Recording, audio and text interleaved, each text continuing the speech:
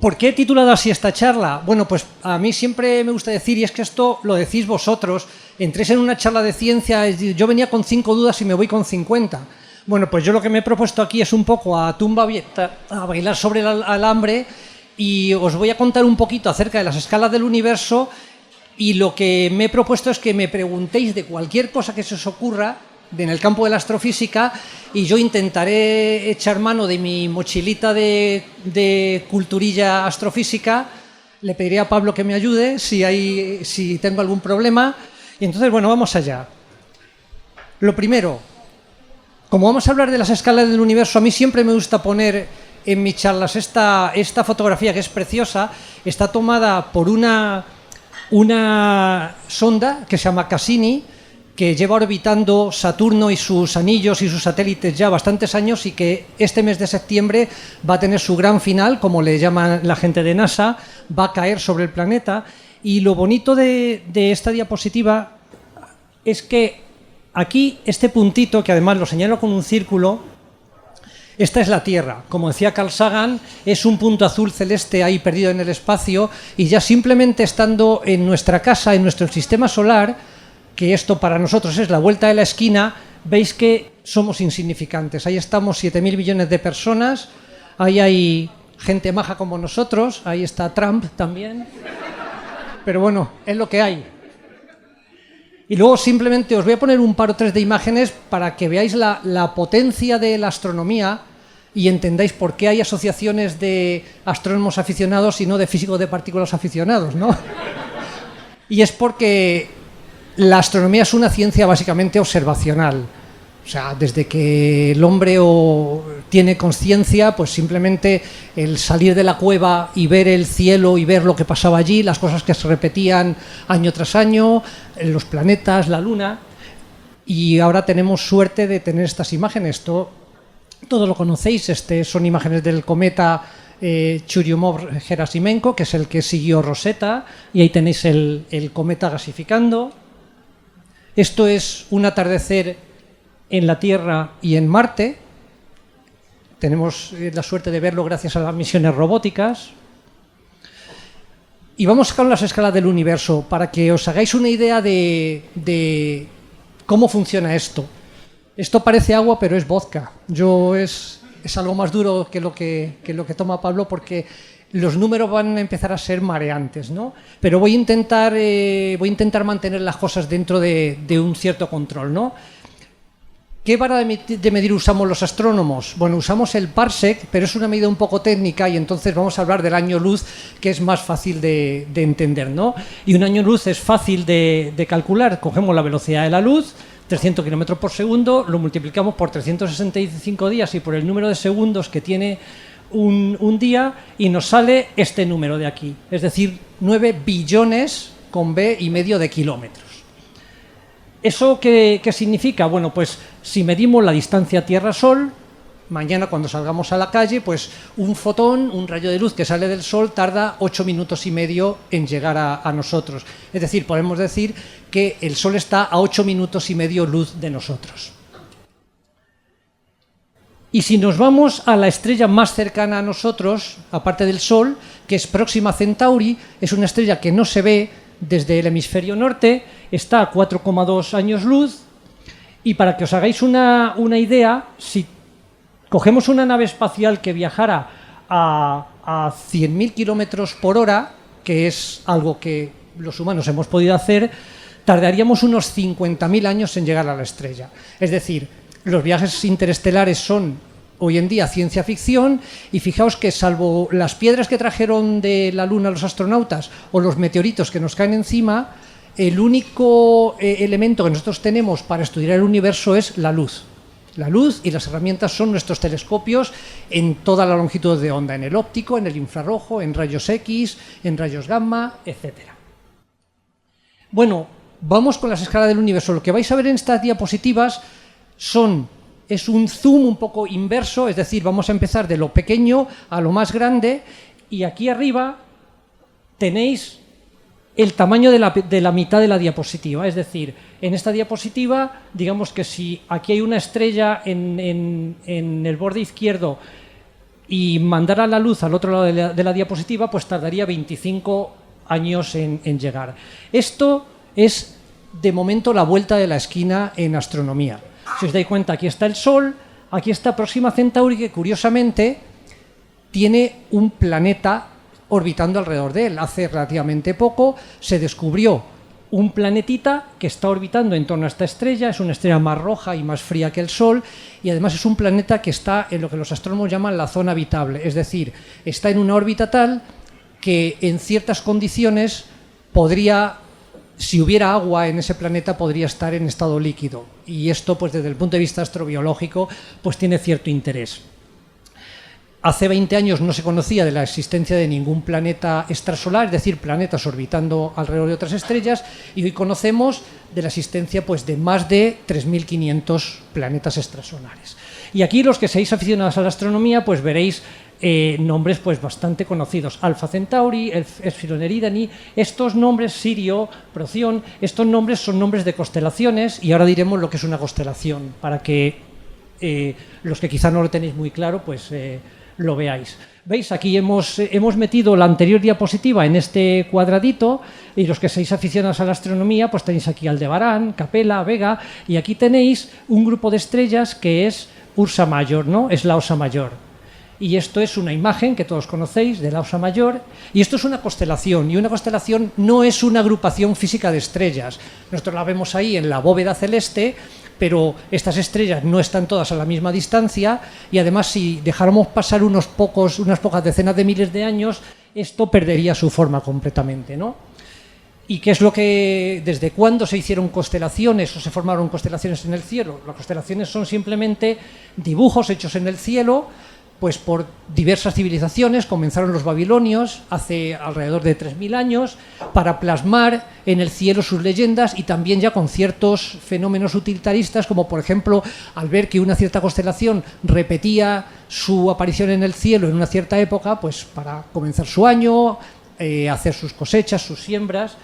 Y bueno, pues la verdad es que hay que tener bastante imaginación para ver aquí una osa, ¿no? Pero bueno, el vodka y la cerveza ayudan, ¿no? Realmente la constelación de la Osa Mayor son estas estrellas de aquí, pero la Osa Mayor realmente es una agrupación de estrellas más grande. No para todas las civilizaciones la Osa Mayor, ese grupo de estrellas, es una osa. Por ejemplo, para la antigua civilización china, como esta constelación está relativamente cerca de la estrella polar y va dando vuelta durante todo el año, pues para ellos es el burócrata celeste que va recogiendo sus impuestos durante todo el año, o sea que tenía unas connotaciones un tanto curiosas, ¿no?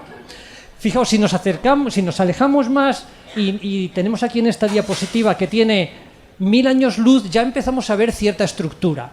Y aquí, ¿qué se leen? Pues se leen cosas como el brazo de Perseo, el brazo de Orión, el brazo de Sagitario. Y si veis aquí, en rojo, dice nebulosa de Orión. ¿Qué son las nebulosas? Bueno, pues cuando uno mira al cielo y con un telescopio que no es demasiado grande, en concreto, mirando en Orión, que es una constelación de invierno, hacia la zona del cinturón de Orión, donde está la espada, se puede ver una nebulosidad. Viéndolo con un telescopio más grande, se ven este tipo de cosas. Y estos son nubes de gas y de polvo que son nebulosas. Y estos son lugares donde se forman las estrellas. Las estrellas se forman a partir de la acumulación de gas y de polvo, lo mismo que cuando uno echa el colacao, el instantáneo, el de verdad, en leche y se hacen grumos, pues en el cielo pasa lo mismo, pero con la gravedad. Una pequeña inestabilidad gravitatoria hace que ese grumo de materia se vaya comprimiendo más, se caliente, y llega un momento en que el interior de ese grumo es suficientemente caliente para que se disparen las reacciones nucleares, ¿no? Esto es una nebulosa gaseosa, esto es otra nebulosa. Si os dais cuenta, está excavada porque aquí ya se han formado estrellas azules y más calientes, y entonces el viento de esas estrellas, es decir, el viento de partículas que expelen esas estrellas, ha excavado la nube, y en cambio aquí, en estos especies de dedos que pueden tener un tamaño típico de unos pocos años luz, aquí se están formando estrellas. Hacemos un zoom más grande y esto ya empiezan a ser cosas serias. ¿Veis? Esta es nuestra galaxia. La Vía Láctea, ahora enseñaré una diapositiva que, fijaos, tenemos imágenes de todas las galaxias del universo visible menos de la nuestra. porque no hemos podido salir de ella. Pero bueno, los astrónomos que durante todo el siglo pasado, gracias a técnicas sobre todo de radioastronomía, pudieron hacer un mapa de la galaxia, son muy listos, y el reto es, estáis aquí en el bar, intentad hacer un mapa del barrio, ¿no? Pues más o menos será el reto de los radioastrónomos, desde aquí, desde la Tierra, intentar hacer un mapa de la galaxia. Entonces nosotros sabemos que vivimos en una galaxia espiral que tiene unos 100.000 años luz de diámetro.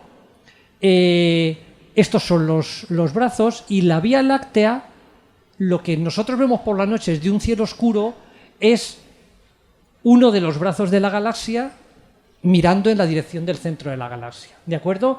Aquí tenéis la galaxia más cercana a nosotros, que es la galaxia enana de Sagitario, y veis que aquí hay unos cúmulos que se llaman M30, M13, M viene de Messier, que es un astrónomo francés que hizo ese primer catálogo, y estos son lo que se llaman cúmulos globulares, que son agrupaciones de decenas de miles o centenares de miles de estrellas, casi todas nacidas a la vez, y eso es una cosa importante para los astrónomos, porque nos quitamos de encima el problema de medir la edad, que a veces es bastante complicado, y que evolucionan pues más o menos a la par. Y aquí tenéis otro cúmulo similar, son muy bonitos los cúmulos. Veis que aquí hay algunas estrellas que son un poquito más luminosas, son estrellas que están un poquito más cerca de nosotros. Y esta es una imagen de la galaxia. Nosotros estamos aquí, a 30.000 años luz del centro. Nuestra galaxia tiene 200.000 millones de estrellas, un 2 y 11 ceros. ¿Habéis visto esa imagen que ha sacado Pablo antes, que creo que los que estuvisteis en la charla de ayer pues salió también, ¿no? Con esa imagen, que es una imagen del campo profundo del Hubble, es decir, dejar las cámaras del Hubble abiertas durante 2 semanas y ver qué había ahí en el cielo. Se sabe cuántas galaxias hay en el universo visible, que no es todo el universo. Y ese número de galaxias es un número aproximadamente que tiene 11 ceros.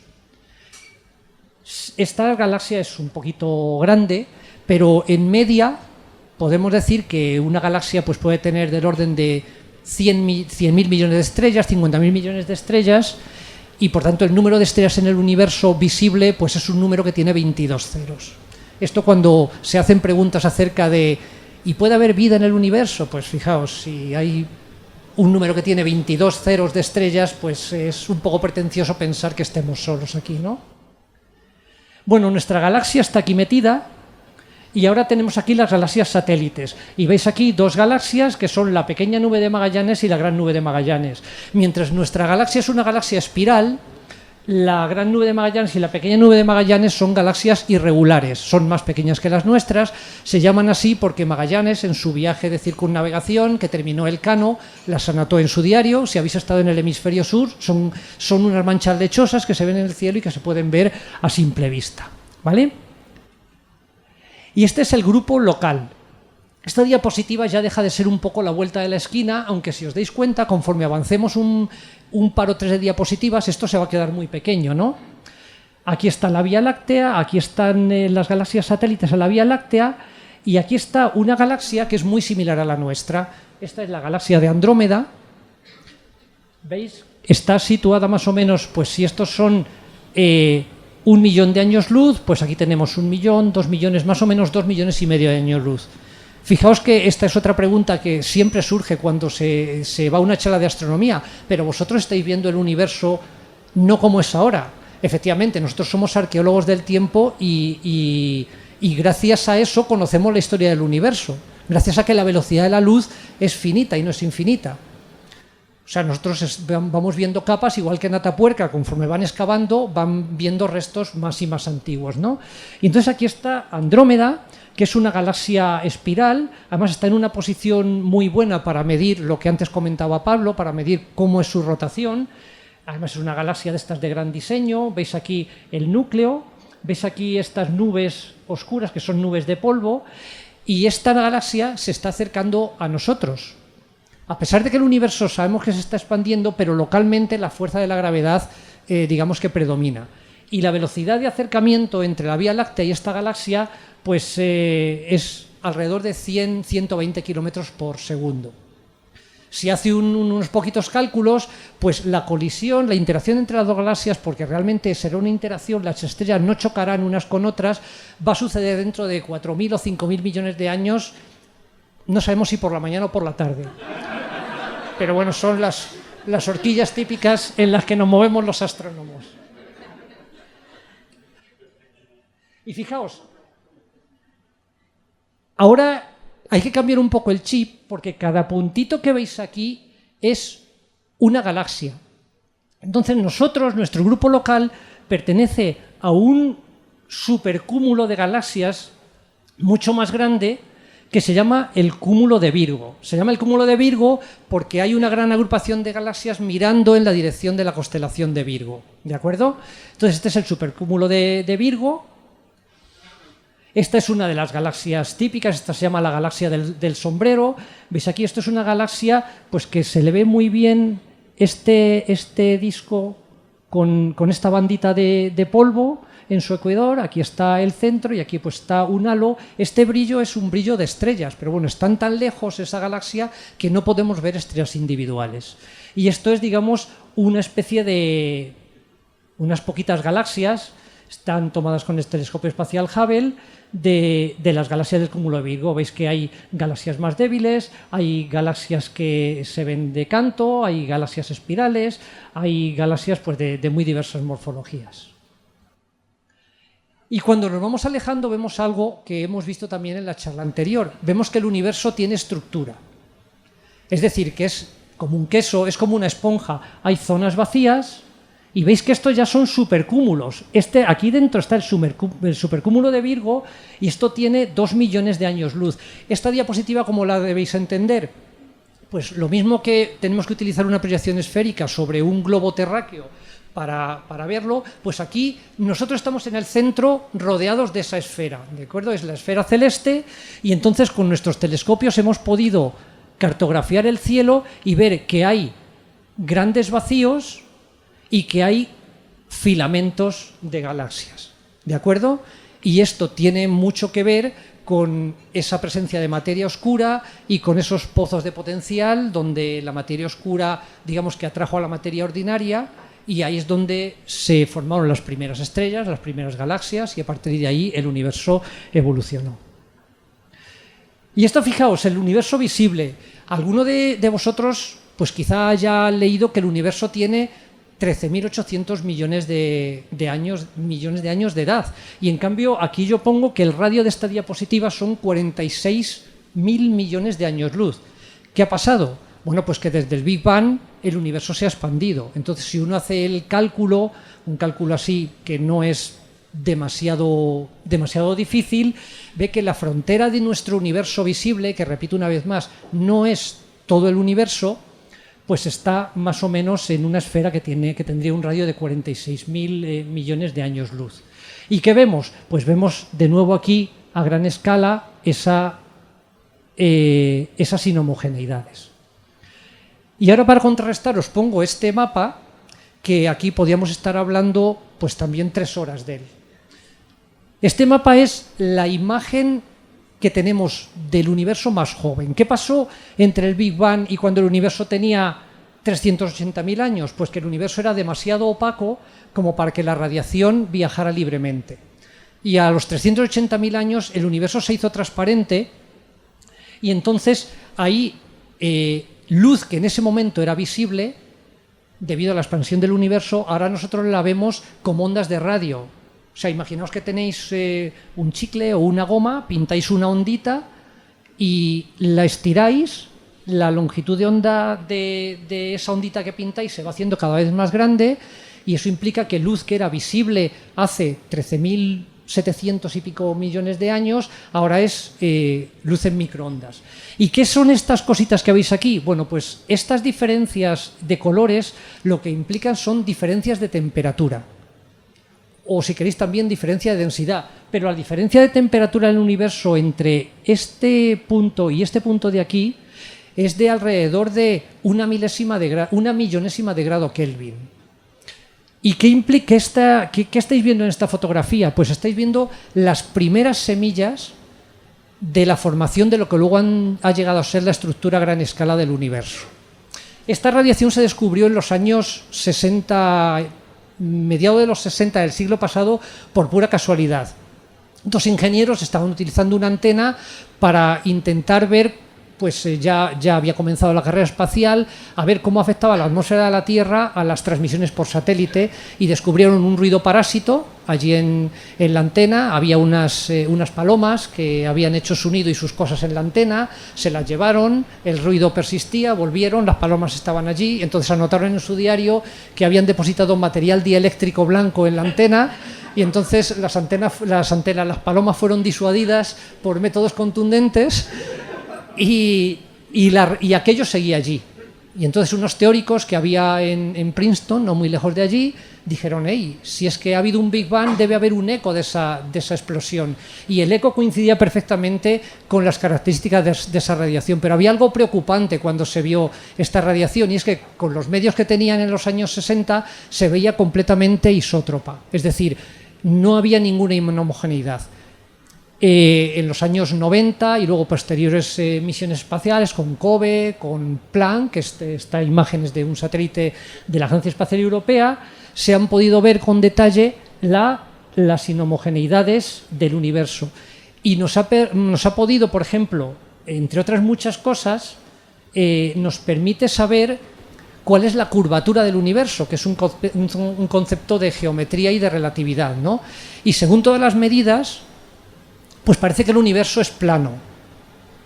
Siempre cuento la anécdota de esto lo oí en una tertulia de radio, los tertulianos lo saben todo, y dijeron: ha salido una noticia de ciencia que dice que el universo es plano. Dice: pero si yo salgo a la calle y lo veo todo alrededor, dijo un tertuliano. Dice: estos físicos están locos. No es eso, o sea, es que el universo es euclídeo, ¿no? O sea, hacéis un triángulo enorme y la suma de los lados de ese triángulo sigue siendo 180 grados, como cuando lo hacemos aquí en el plano, ¿no? Bueno, pues si el universo realmente es euclídeo, es que es infinito. Bueno, esa es una de las cosas que a lo mejor podéis sacar de la mochila y no sé si os podré contestar. Y ahora sí, ahora podéis sacar vuestras dudas de la mochila, preguntad de lo que queráis, de estrellas, de exoplanetas. Modestamente, lo que yo pueda contestar os lo contestaré. Lo que no os pueda contestar, voy a ser honesto y os voy a decir que esto es lo que se sabe, esto es lo que sé yo. Le pediré a Pablo que me ayude, y muchas gracias a todos. A ver qué me puedes decir sobre el origen de los elementos, porque, a ver, sabemos que el hidrógeno y el helio surgieron en el Big Bang en diferente proporción. Ajá. Luego en las estrellas pues se van formando átomos cada vez más pesados en el interior. Cuando se llega al hierro, se detiene el proceso y la estrella pues se muere, ¿no? Ajá. Y luego cuando está en fase de supernova, pues ahí ya viene mi duda, porque creo que ahí también se generan más, ¿no? ¿Cómo se generan los más pesados? Vale, pues los más pesados... O sea, para poner un poco en contexto, efectivamente la tabla periódica del universo primitivo era sencilla y ahora sí, sin hacer el chascarrillo, ¿no? Había hidrógeno, helio, litio y quizá un poquito de boro, o berilio, berilio. Entonces, ¿qué pasó? Se formaron la primera generación de estrellas y dentro de esas estrellas empezó la nucleosíntesis, ¿no? Esas estrellas pues empezaron a formar pues elementos cada vez más pesados, carbono, oxígeno, explotaron, enriquecieron el medio interestelar y se formaron estrellas de generaciones sucesivas, ¿no? Entonces, efectivamente, tú tienes en las estrellas muy masivas, y cuando hablamos de estrellas muy masivas, si tomas el Sol como patrón, las estrellas más masivas que se conocen tienen del orden de 130 veces la masa del Sol, ¿vale? Entonces, cógete una estrella de 60 masas solares y vamos a ver lo que pasa dentro. Pues cuando acaba el hidrógeno en el núcleo, tienes un núcleo que es de helio y una cortecita de hidrógeno que todavía está en ignición, y la estructura de las estrellas va siendo cada vez como una cebolla, ¿no?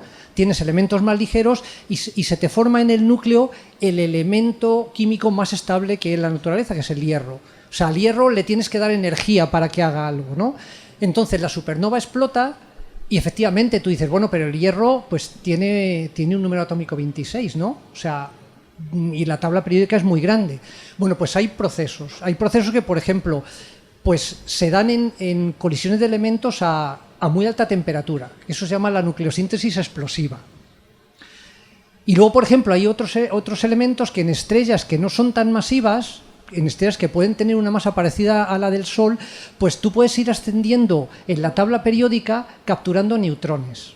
O sea, tú tienes un elemento químico y entonces tú le das un neutrón y aumentas el número de nucleones, el número de neutrones más protones en el núcleo, ¿no? Pero tú, para tener un elemento químico nuevo, si tú le pones neutrones, no avanzas, el elemento químico sigue siendo el mismo, lo que tienes es un isótopo, ¿no? Pero puede haber una desintegración y entonces de repente, pues en el núcleo, digamos que un neutrón te puede dar una desintegración y se produce un electrón y un protón, ¿no? Y entonces ahí avanzas un poquito y subes uno más en la escala de elementos químicos. Entonces hay una variedad de elementos químicos que, si uno se coge una tabla periódica, o sea, a partir del hierro, se forman a partir de estos procesos de captura lenta de neutrones o captura rápida de neutrones. Y luego hay otros que se sintetizan en, pues, estos que tienen unas vidas medias pequeñísimas. Cuando te vas a las últimas casillas de la tabla periódica, donde, por cierto, el otro día yo miré la tabla periódica y había elementos que no conocía. Uno tiene que estar siempre al tanto de lo que pasa por ahí, y son elementos que se crean en laboratorios y que es posible, y ciertamente estarán en algunos objetos en el cosmos, pero digamos que su vida media es tan corta que en nuestros espectros no los vemos. O sea, cuando uno toma un espectro de un objeto, pues por ejemplo del Sol, un espectro simplemente es coger la luz del Sol y hacer su arco iris. Y ahí hay las huellas dactilares de los elementos químicos, aparecen ahí. Y lo que ves son elementos químicos pues bastante comunes. Pues ves hierro, níquel, cobalto, carbono, nitrógeno, oxígeno, azufre. Si vas a estrellas un poquito más evolucionadas, ves ya elementos raros. Puedes ver estroncio, obviamente ves plomo y ves algunas tierras raras, y ya cuando te vas a estos elementos tan raros, esos realmente no se ven. Pero básicamente los procesos que no son por nucleosíntesis normal, de esto de ir colisionando átomos en el núcleo de una estrella de forma más o menos tranquila, se forman en estos procesos un poco extraños. Volviendo a la imagen del universo visible, de esos 46.000 millones de años de luz, claro, esto está centrado en un punto. Que yo lo que me lleva a pensar es que básicamente el universo visible de cada uno de nosotros es distinto. Respecto al tuyo, el mío es un par de metros más largo por ahí, el tuyo es un par de metros más largo por ahí. Entonces, yo me pongo a retroceder en el tiempo, voy comprimiendo, y llego a que mi universo visible se ha originado en un punto distinto al tuyo, distinto al del camarero, se me ha olvidado cómo se le llamaba al pobre. Álvaro, ¿qué tal? Claro, entonces, asumiendo la teoría del Big Bang, lo que me lleva a pensar es cómo es posible que un universo haya surgido en prácticamente infinitos puntos, si nos lo pintan como una explosión de una singularidad. Claro, es que ese es el problema. O sea, cuando tú buscas en una simulación de internet, que en YouTube dices simulación del Big Bang, ¿no? Y entonces te pone de repente un fondo negro y algo que explota como un punto, ¿no? Pero eso trae muchos problemas. ¿Por qué trae problemas? Pues porque imagínate que tú en ese punto, y cuando el universo se expande, bueno, la primera pregunta es ¿contra qué se expande?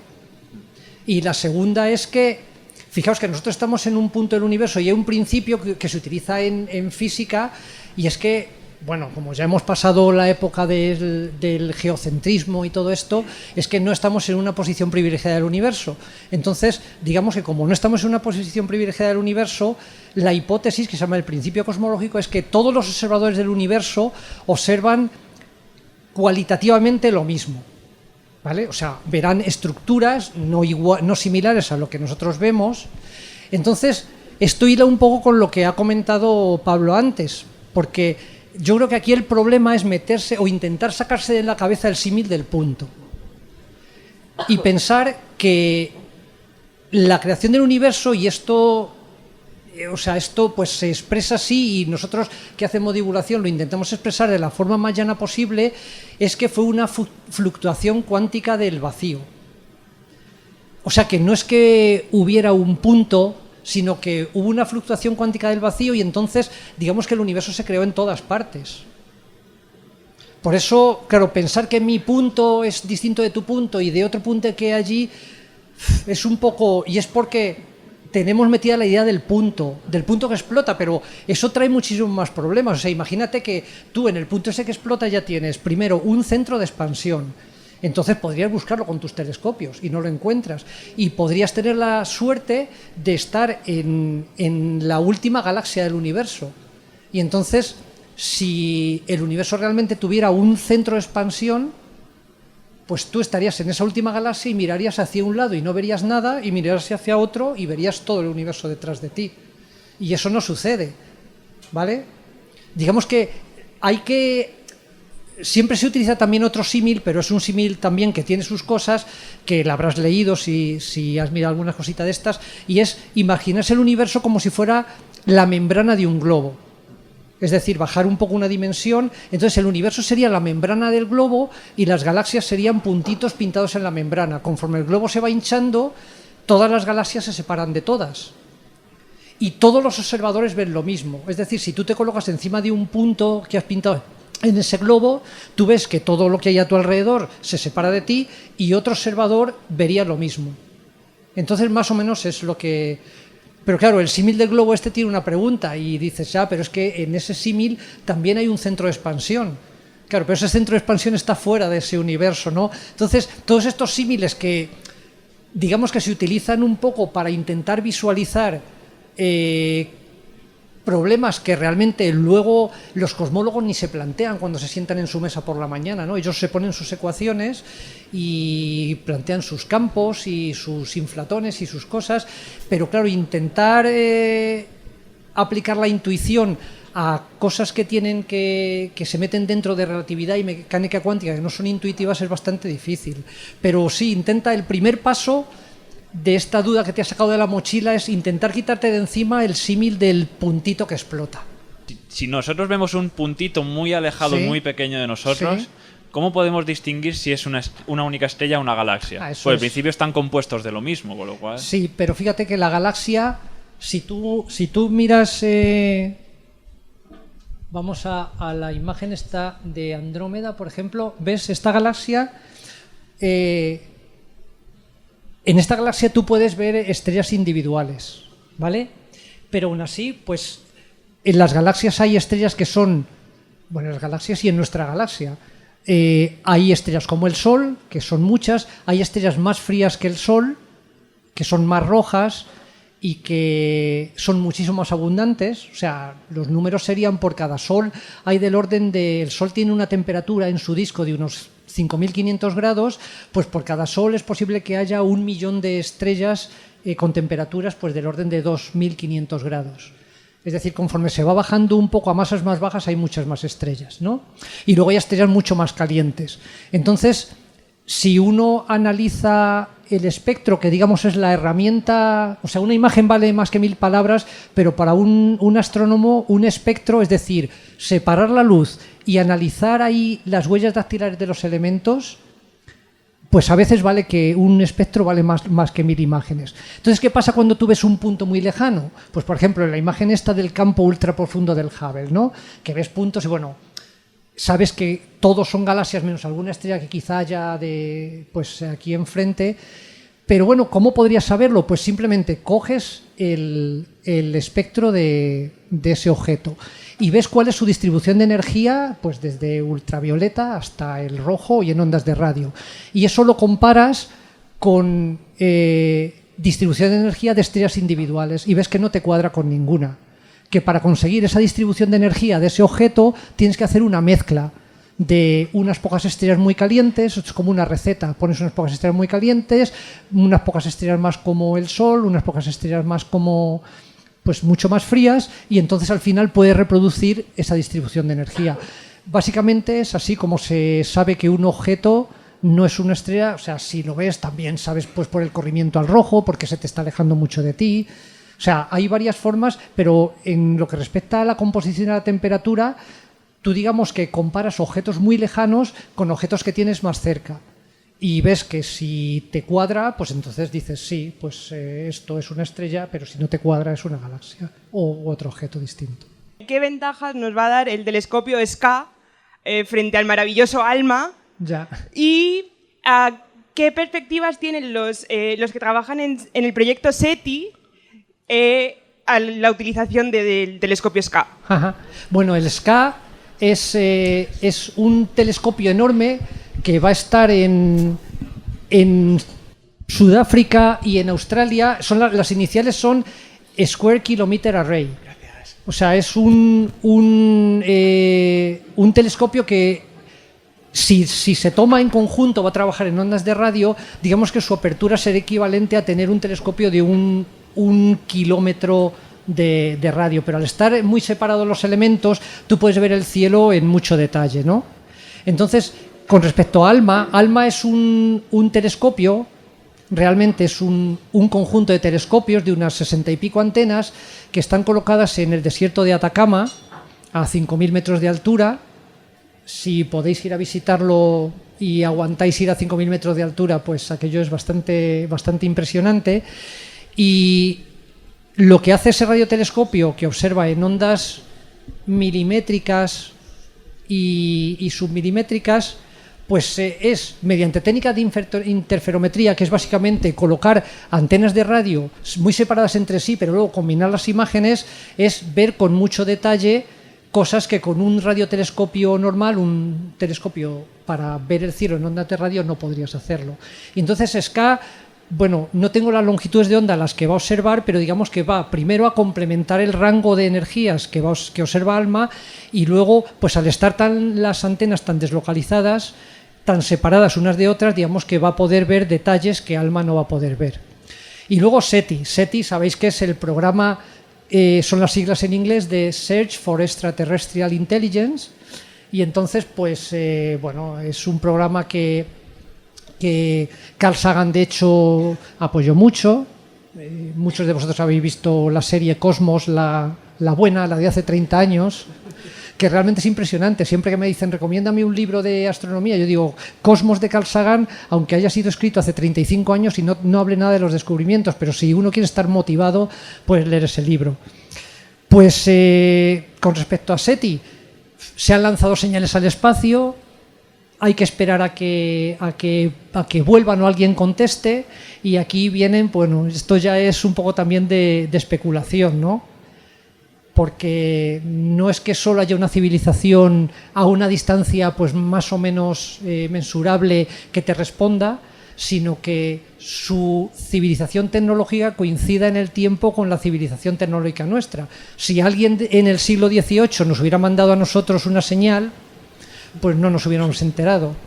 Y fijaos que la tecnología en la Tierra ocupa un espacio muy pequeñito comparado con lo que es la vida del sistema solar, que es más o menos un tercio de la edad del universo. Buenas tardes. Hola. Gracias por su intervención. Es una preguntita solo. ¿La materia oscura es uniforme, es homogénea, o puede albergar estructuras complejas como nosotros? En principio, por lo que sabemos, no forma estructuras complejas.